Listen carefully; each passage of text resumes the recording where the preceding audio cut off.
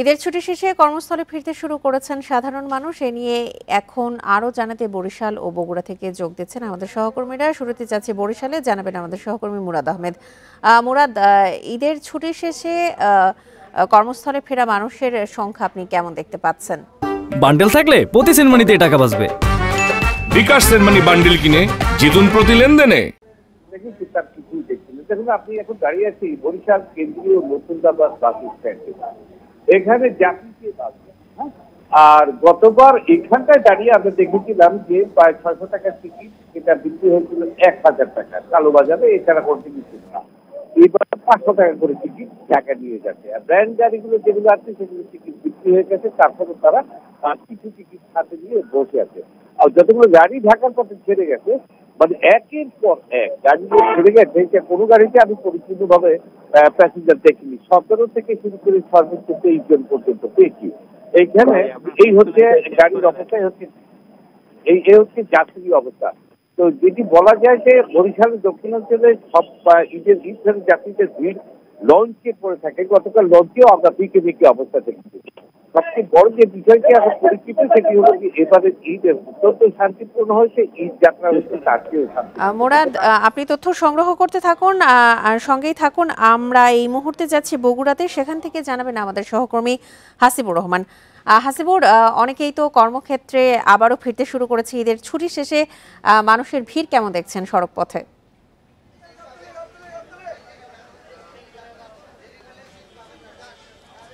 একেবারেই বলা যায় যে প্রত্যেকটা গাড়িতেই ঠাসা রয়েছে। আমি যে জায়গাটিতে রয়েছে এটি বগুড়া কেন্দ্রীয় কোস্ট্যান্ড ঠনঠনি এলাকায়। এখানে সকাল থেকে যাত্রীদের উপস্থিতি ছিল অনেক বেশি বলে আমাদেরকে জানিয়েছে কাউন্টার ম্যানেজারগুলো, এবং ইতিমধ্যেই বেশ কয়েকটি কাউন্টারের যারা দায়িত্বে রয়েছেন তাদের সাথে কথা বলে আমরা জানতে পেরেছি যে আগামী 8 বা 10 তারিখ পর্যন্ত অধিকাংশ ভালো গাড়ির কোনো টিকিট নেই, এবং সবাই বলছেন যে এখন যেসব যাত্রী আসছেন তাদের অনেকেই সাধারণ যে গাড়িগুলো রয়েছে সেগুলো তাদেরকে যেতে হবে।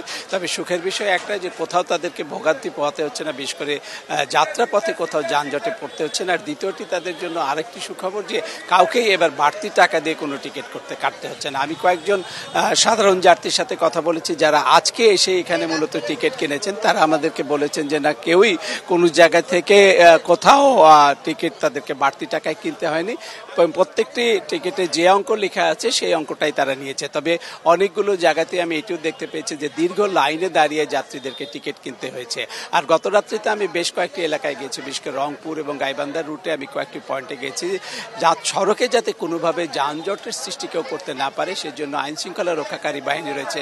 গোবিন্দগঞ্জে আমি সশস্ত্র বাহিনীর সদস্যদেরকে দেখেছি যারা সড়কের শৃঙ্খলা ধরে রাখবার জন্য কাজ করছে। একই সাথে হাইওয়ে পুলিশ, জেলা পুলিশ এবং কোনো জায়গায় স্থানীয়ভাবে স্বেচ্ছাসেবকরাও কাজ শুরু করেছে। সব মিলিয়ে এবার উত্তরবঙ্গের কোথাও যানজটের কোনো রকম খবর আমরা এখন পর্যন্ত পাইনি। এবং সবচেয়ে বড় যে বিষয়, এখানে কখনো কখনো ঈদের সময় ঢাকা যেতে 42 ঘন্টা 43 ঘন্টা লাগতো বা আসার পথে এরকম লাগতো, এবার একেবারেই উল্টো 3 থেকে 4 ঘন্টার মধ্যে ঢাকা যাওয়াও যাচ্ছে এবং আসাও যাচ্ছে। এবারের পরিবেশ বিগত যে কোনো বছরের তুলনায় সুন্দর, এ দাবি করছেন যাত্রীরা। একই সাথে যারা রয়েছেন বিশেষ করে কোচের মালিক এবং পরিবহন ব্যবসার সাথে রয়েছেন যে শ্রমিক ভাইরা, তারাও একই ধরনেরই কথা বলছেন। আর বগুড়া এই বাস স্ট্যান্ড থেকে, কোচ স্ট্যান্ড থেকে প্রায় 250-র মতো গাড়ি এখন ঢাকায় যাওয়া আসা করছে। সবাই বলছেন যে নির্দিষ্ট সময়ে তারা পৌঁছাতে পারছেন গন্তব্যে এবং ফিরেও আসতে পারছেন সময় মতো। সব মিলিয়ে এবার স্বস্তিদায়ক হয়েছে ঈদের যাত্রা, এটি দাবি করছেন ব্যবসায়ীদের পাশাপাশি যারা যাত্রী রয়েছেন তারাও।